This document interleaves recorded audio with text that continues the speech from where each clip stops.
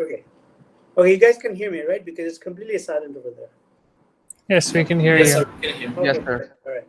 So before I go and just give like a roadmap, there's a question on the back channel chat, and let me just quickly address that. And the question is there any explanation for fermions to have half-integer spins and bosons to have integer spins? Now, that's a very good question, and the answer is yes.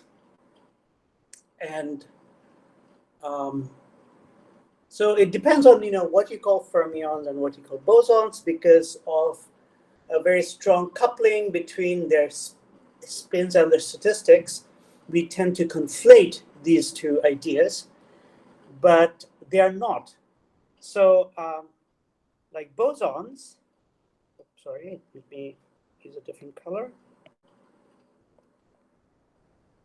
So bosons are particles which satisfy the Bose-Einstein statistics. And one succinct way of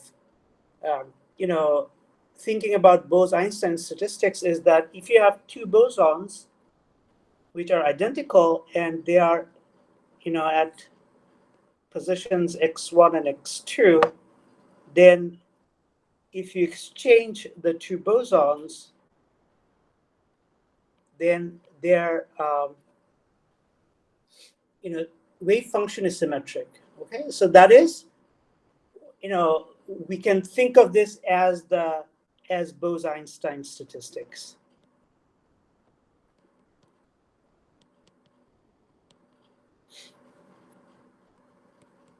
So one confusion I was having with multi-particle wave functions is that we use two variables, but what do the individual vector variables refer to? Sorry? Like in this multi-particle wave function, like what do the individual position variables refer to exactly? Right. So yeah, so basically, so this is going to be a solution to some Schrodinger wave function, right? A wave equation. And the Schrodinger wave equation is going to be H acting on psi is equal to, say, I H bar d psi dt. And if you're looking at, and what is H? H is going to be the total, if we have two particles, then H is going to be P1 squared, and this is an operator, and P2 squared, and this is an operator, plus an interaction potential. If they're interacting, they don't have to be, which is a function of x1 and x2. Just 1 second, please.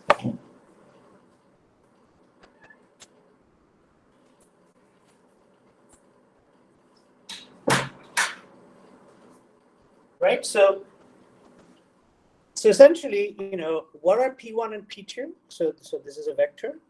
So P1 and P2 are the Laplacian for P1 squared is minus H squared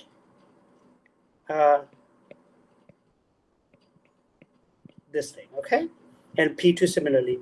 So here, x1 and x2 is the position variable, which you can choose to measure the particle. And so if you choose to measure the position of the first particle, so that is, say, some moment, some position variable x1, and in the position representation, they're given by just the numbers x1. Okay, so, and similarly for x2. So that's what these x1 and x2s are. Okay, so they are, so put another way, if you take the abstract wave function psi and you say, okay, I take the x1, x2 eigenvector, which is an a simultaneous eigenvector of the position variable x1 and the position observable x2, and I look at the representation of this state vector in this basis, then I get a function which is a function of t, because this is a function of t. But because I'm looking at it in this basis, which is the eigenbasis of these operators, therefore they will be a function of x1 and x2. I think this is a more mathematically precise statement. Okay, does that okay? So does that answer your sub question? Yes, sir. Okay, so now going back, so this is what we can think of Bose-Einstein statistics. Of course, it has a generalization for multiparticles, and for Fermi-Dirac, so we have fermions. For Fermi-Dirac statistics, we have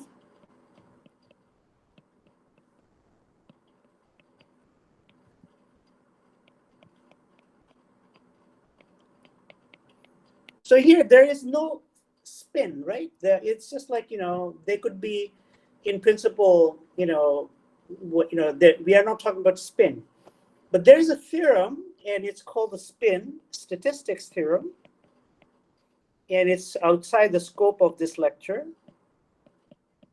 Although the consequences of this theorem is very, very easy to show, but again, it'll take a while. And the spin statistics theorem says that in three-dimensional space, if you have half integer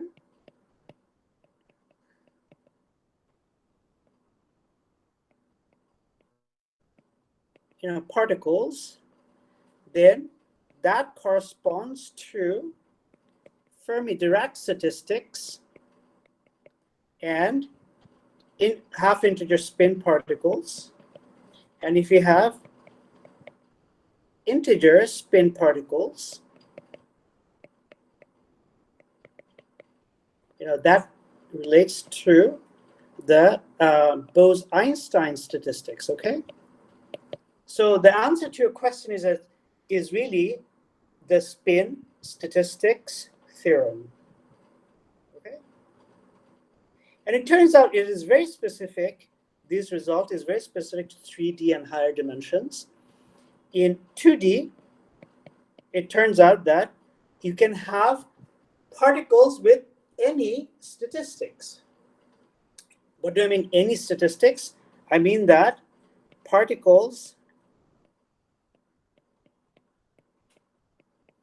the wave function can have a property where if you exchange the particle 1 and 2, then they change up to a phase.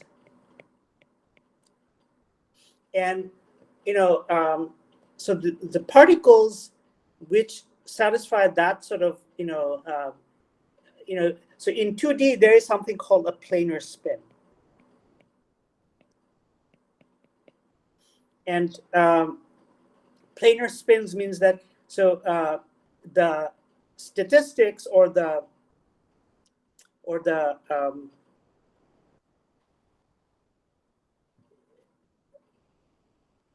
spin eigenvalue of these things don't have to be integer or half integer.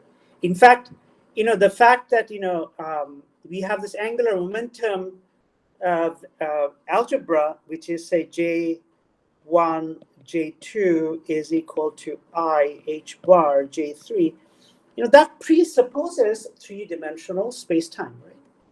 So if you have two-dimensional space-time, the angular momentum algebra is different, right? So we have to rethink the whole thing. So in lower dimensions, particles which have this sort of statistics have different spins, and those particles are known as anyons.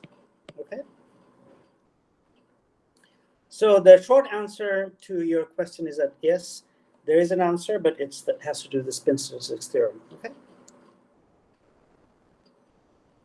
And of course, I have just coded a theorem. I haven't really shown you the real theorem. And what you can do is that you can do some interesting stuff. You can take, say, the Hamiltonian of a, say, fermion, and a system of fermions, and you can say, okay, what would be the Hamiltonian if the fermion, instead of, sorry, so take the Hamiltonian of half integer particles, so particles with, say, spin h by 2. And you say that, okay, I'm going to impose x1, x2 is equal to psi of x2, x1. So, by fiat, you're going to say that even though my particles are half integers, these are going to be, they're going to have wave functions which are symmetric. Now, you know that for half integer particles, the Hamiltonians, they will have Pauli matrices. So they won't be just a function, it'll be also a 2 by 2 matrix in spin space, right? So now if you work out what the Hamiltonian is, you can show that the eigenvalues of the Hamiltonian, that is the E, will not have any lowest possible eigenvalue. So the possible eigenvalue would be from minus infinity to plus infinity. So if the energy eigenvalue of a particle is negative infinity, that means that your system is no longer stable.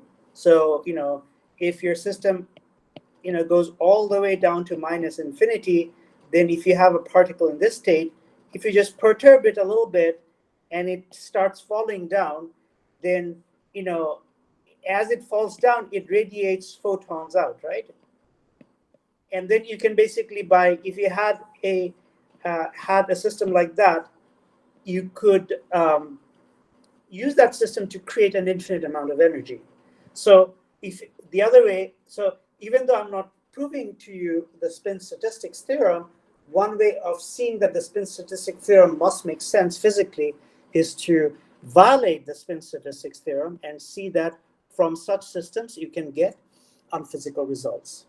Okay, but to show this kind of stuff, we have to introduce a little bit of machinery, which involves a bit of quantum field theory.